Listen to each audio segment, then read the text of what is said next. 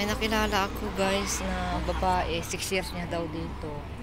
Bale, pinagsabihan niya ako na wag daw ako basta-basta magtiwala daw. Basta, pinag-advise niya ako, lalo na daw yung pag-uutang ng mga loan.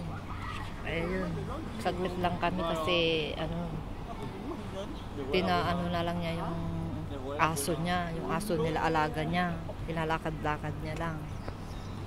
Kaya nag-ikot kami 2 beses dyan, oh. Yan.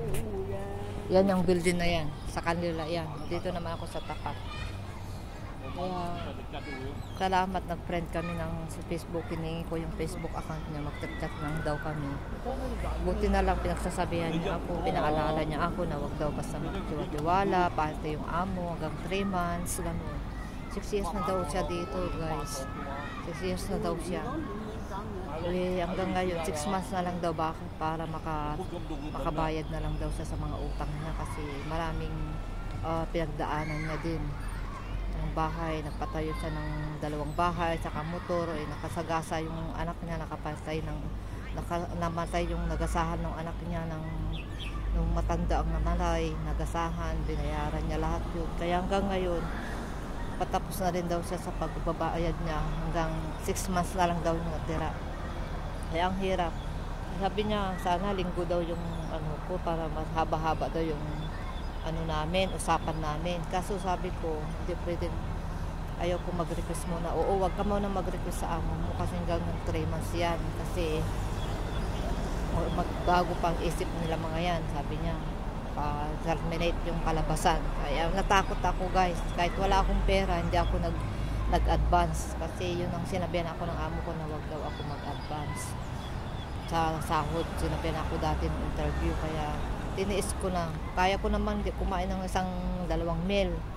Parang fasting na rin sa akin. Kaya okay lang. Nagbaon naman ako dito guys. Kita nyo. May noodles ako dito. Kape saka biskwit yung binili ko noon na may pera pa ako noon. Wala na, ubos na. Ito guys. Tambay, yung isa naman nakakasama ko na nakilala ko noon, first day off ko.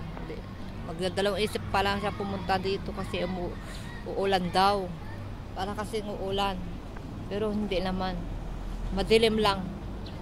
Pero kaya lumalapit na ako sa aming bahay para mabilis lang ako makatakbo, makarating.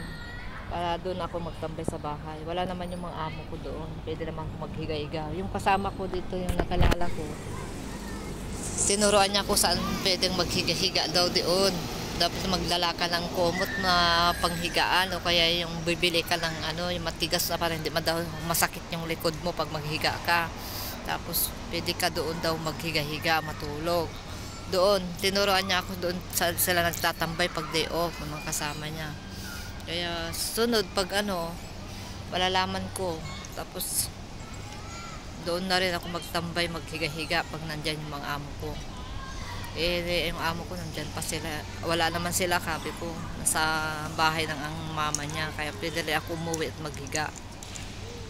Pero ini-enjoy ko muna yung palibot dito para masanay ako kung ano-ano yung mga pasikot-sikot dito. So, yan na muna guys. Yan na muna. Pwede ko din siguro i-shortcut dito kasi yung daan ko doon.